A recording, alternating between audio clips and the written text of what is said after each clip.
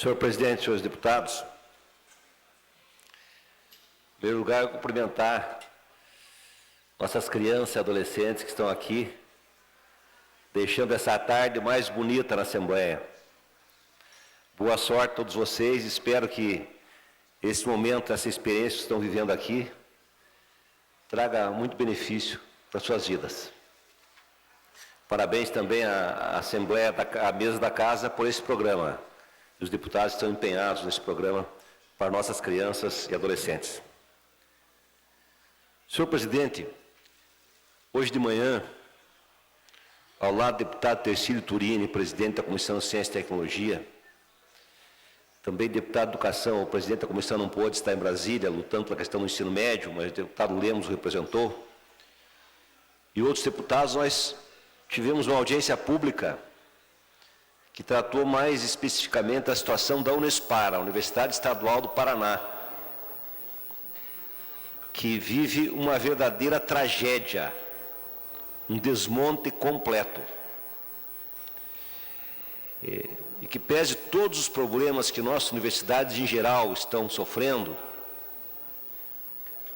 os problemas agora do reajuste cortado pelo governador, também conversava com o líder do governo, o deputado Romanelli, as universidades também, a partir do parecer do Tribunal de Contas, o TID, ou seja, o regime de dedicação exclusiva, que era considerado um regime, passou a ser contado com gratificação. Isso trouxe para um grande número de docentes, principalmente, um prejuízo de 30% a 50% do seu salário, deputado Tercílio Turini, dependendo do caso. Mas a Unespar, a situação é muito mais grave. É uma universidade recente. O primeiro grave erro contra a Unespar foi que o governo Beto, na legislatura passada, decidiu colocar a reitoria da Unespar em Paranavaí. Nada temos contra Paranavaí, mas uma universidade multicamp, que tem na cidade de Curitiba, a nossa capital, a FAP, a EMBAP, a Academia Militar de Guatupê, em Paranaguá, uma faculdade, um campo também, em União da Vitória, outro, em Apucarana, em Campo Mourão, em Paranavaí. O correto seria que a reitoria permanecesse em Curitiba. Esse foi o primeiro exemplo de desmonte de um conceito muito bonito de universidade, que podia, na minha opinião, ser uma universidade que integrasse as demais universidades, que são universidades regionais. A característica, o perfil das nossas universidades são universidades regionais, com exceção da Unespar, porque ela está em praticamente todas as regiões do Estado e podia, conceitualmente, e numa relação, construir uma relação com todas as demais instituições. Bom, mas a Unespar, a situação é tão grave, deputado Romanelli. Eu fiquei chocado quando nós tivemos alguns dados aqui que nunca houve concurso para agente educacional,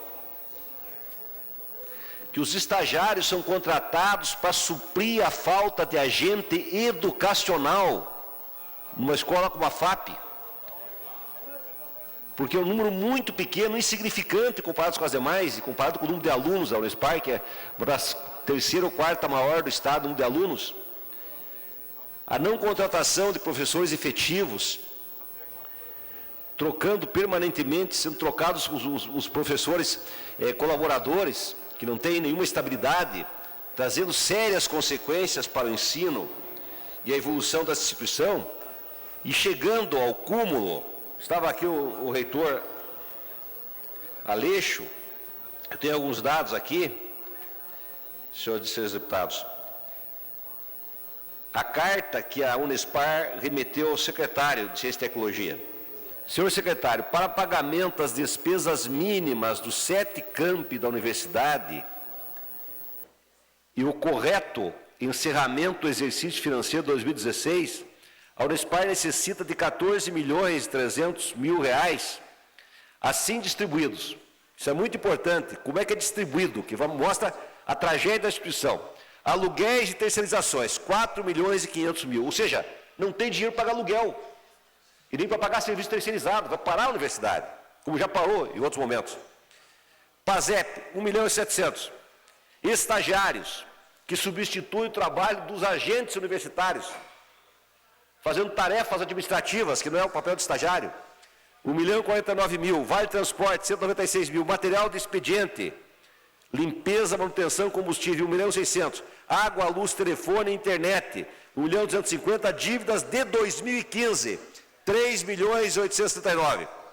No entanto, foi aprovado na LOA 2016 apenas 8 milhões de reais, 8.900.000, valor insuficiente para honrar os compromissos da universidade, causando um déficit de 5.425.000 reais e por aí vai. Em reunião dia 29 de agosto da Casa Civil, foi anunciada uma suplementação no orçamento da Unespar no valor de 3 milhões. No entanto, desse valor só tivemos a liberação de 1 milhão. Mesmo com a renegociação das dívidas de 2015, se não houver liberação de 3 milhões, como divulgado pela Casa Civil, a universidade será obrigada a suspender imediatamente os contratos com estagiários e empresas terceirizadas. Vale lembrar que tais contratos suprem a falta de pessoal nas áreas de limpeza, vigilância e administrativo da Unespar. E a suspensão destes implicará em prejuízo para o término do ano letivo e consequente descontentamento da comunidade universitária. É uma situação muito grave, tanto que, entre as propostas que foram aprovadas na audiência pública hoje,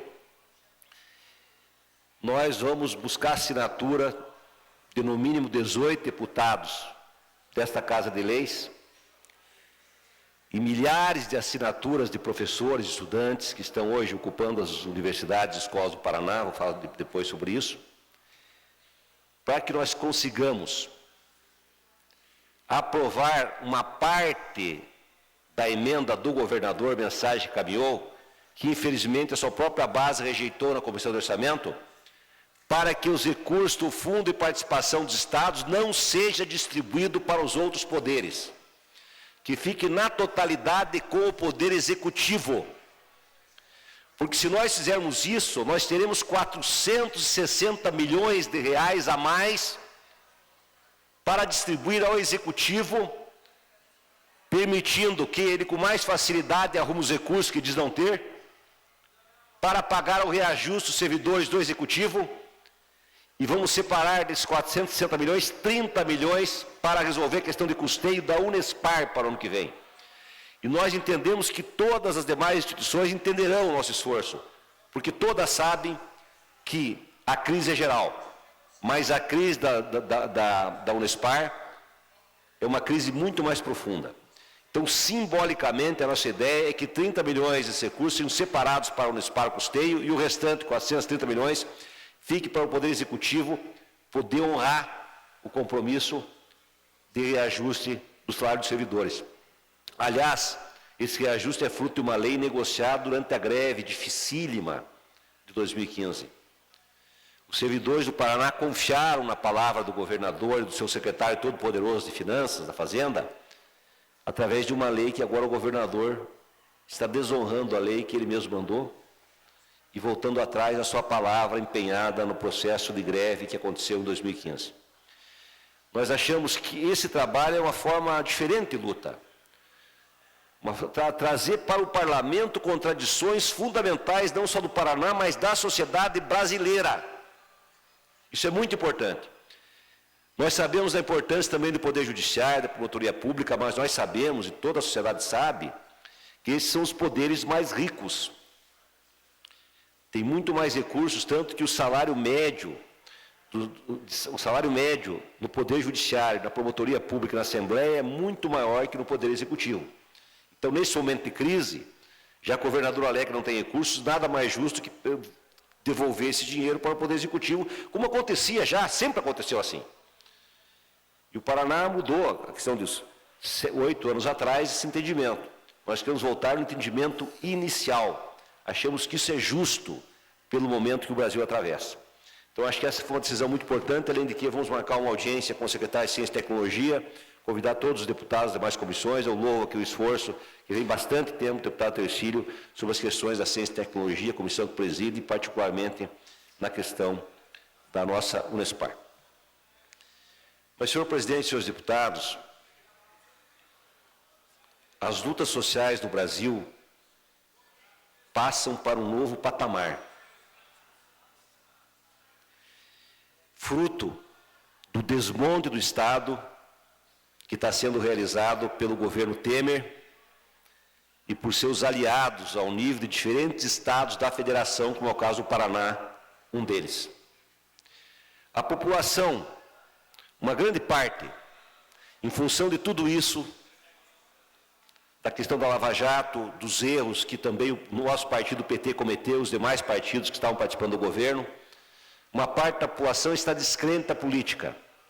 E isso ficou demonstrado numa quantidade enorme de pessoas que não foram votar, ou na quantidade de votos brancos e nulos, principalmente nas grandes regiões metropolitanas. Mas apesar de todo o massacre da mídia, que de forma muito sofisticada, primeiro construiu um bode expiatório para culpá-lo por todas as mazelas da crise econômica e a partir daí ajuda o governo Temer a promover o desmonte trágico do Estado brasileiro. A entrega do nosso patrimônio, como começou já na questão do pré-sal, vai vir agora a flexibilização da legislação trabalhista, conquistas históricas, que custou muito suor e sacrifício para a classe trabalhadora.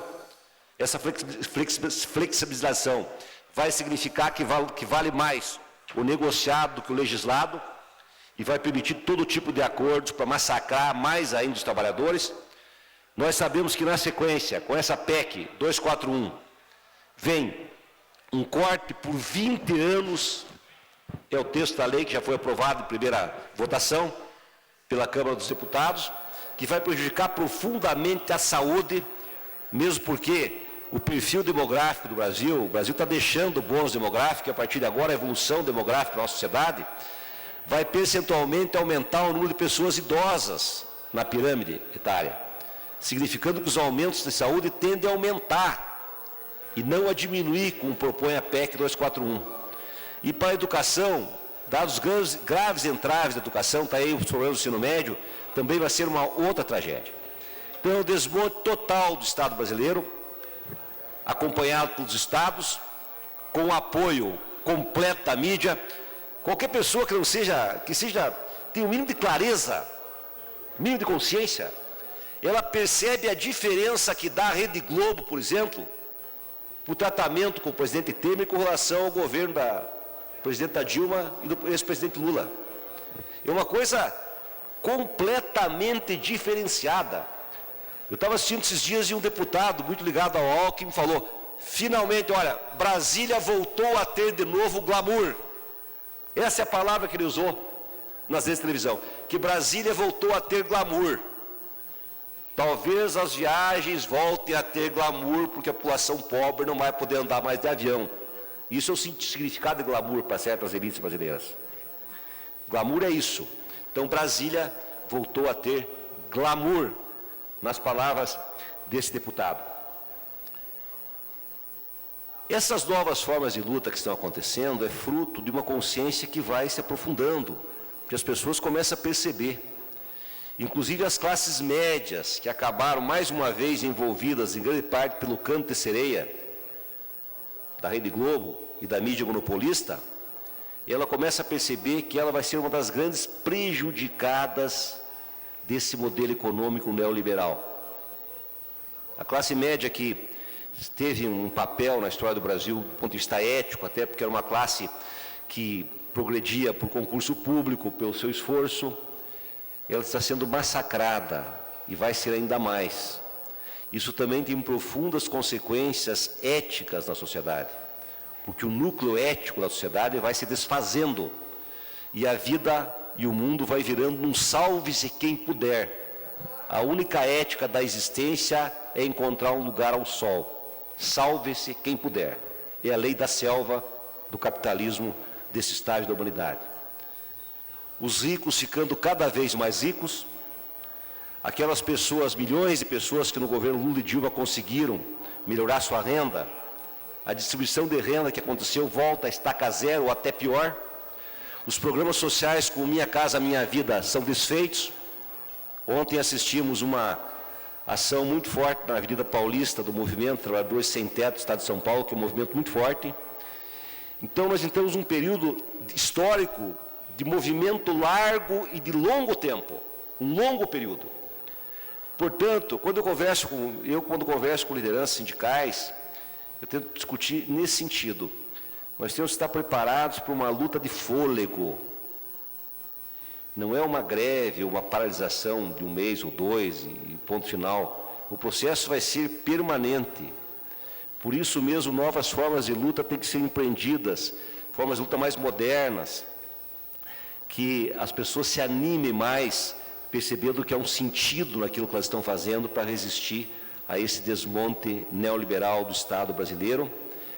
Quem assiste, quem vê o que acontece no mundo hoje, as tragédias dos imigrantes, a violência, o fanatismo religioso também é uma das marcas, uma das faces desse capitalismo concentrador, que distribui miséria e violência.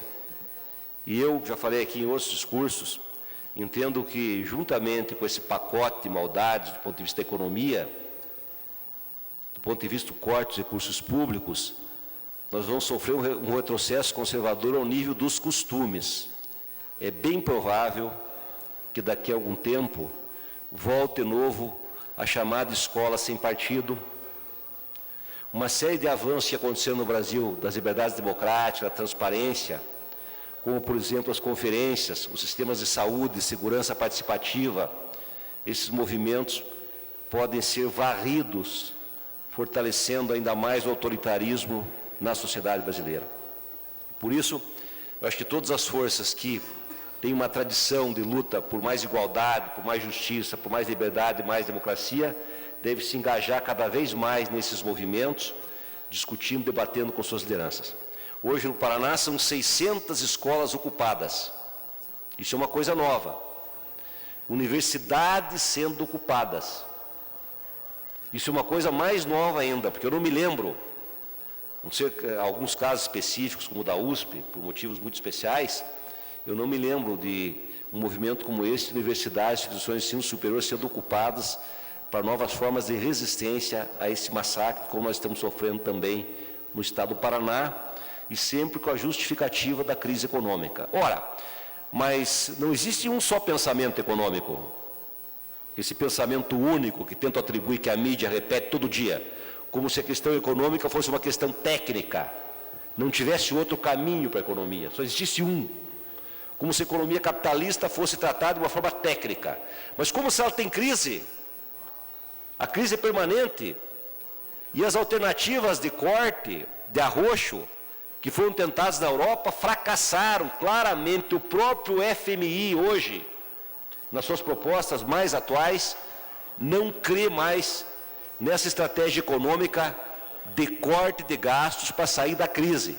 Aliás, alguns economistas criticam, inclusive, acho que já pela fragilização do governo Dilma no começo do novo governo, ela já começou a tentar fazer um pequeno corte e fracassou. E o fracasso agora vai ser maior.